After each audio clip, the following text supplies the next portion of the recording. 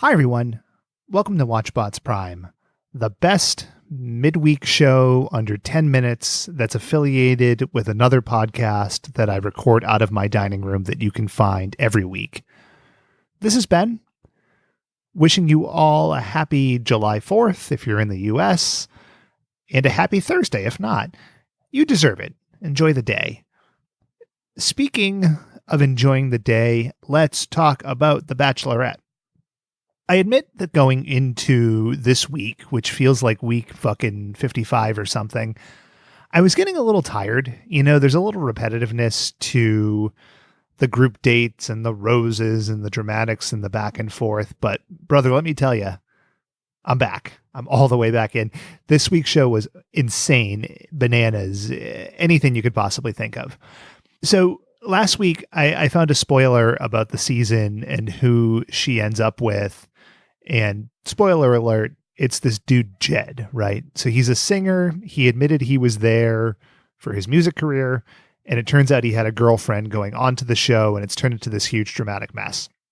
So, of course, this week's episode started with a one-on-one date with Hannah and Jed.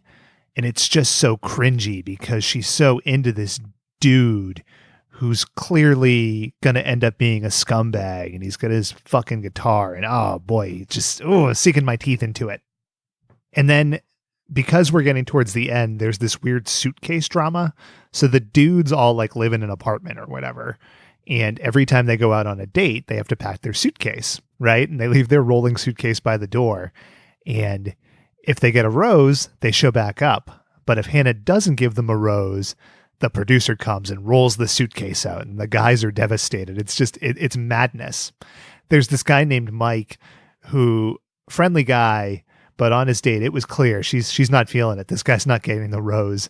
And she just devastates this guy in an art gallery while she's sobbing. And it's good stuff this week. But it gets better because she has 3 guys left for 2 roses.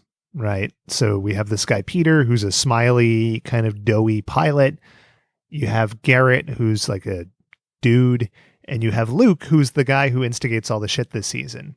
Peter gets the rose. So now you're down to Luke and Garrett. And Garrett just starts trolling this guy, right? So they're sitting down in a room with a platter of like lunch meats in front of them.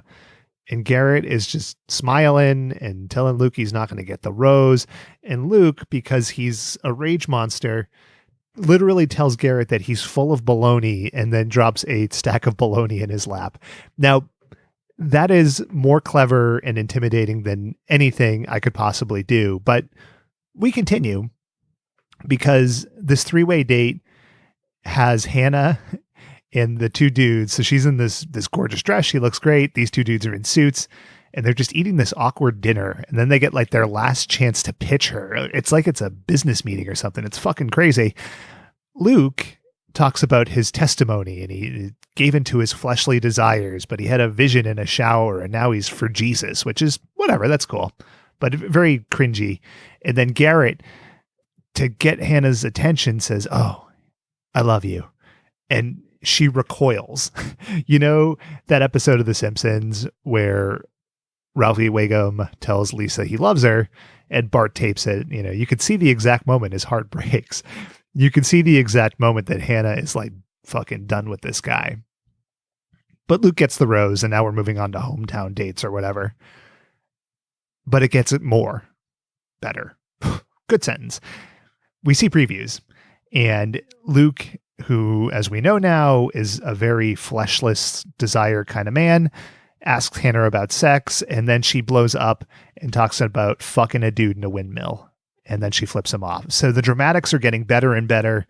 We're coming to the climax, to the nadir. I'm here for it. You are too. Hopefully.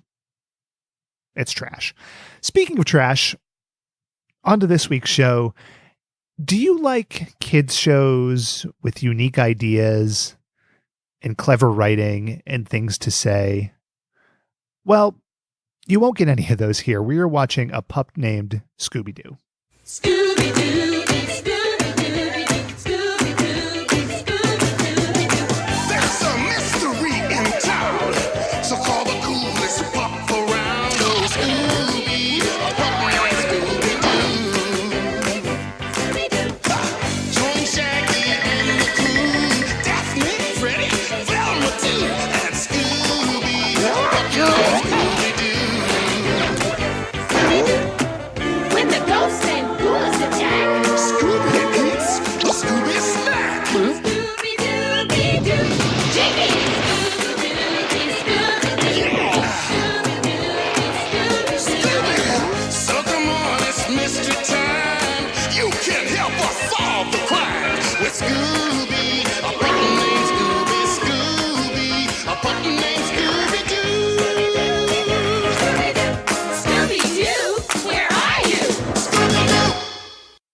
I will be honest with you. I don't understand this show.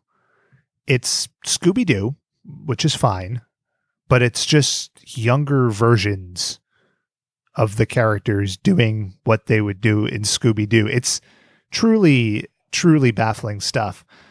Maybe there's something to it. Am I missing something?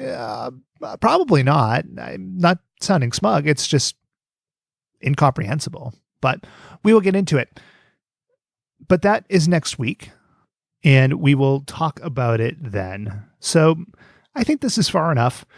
This is Ben signing off, but in remembrance of America, I want to leave you with a salute to all nations, but mostly America. It will be a glorious 3-hour finale. I've been told we don't have time. That's unfortunate.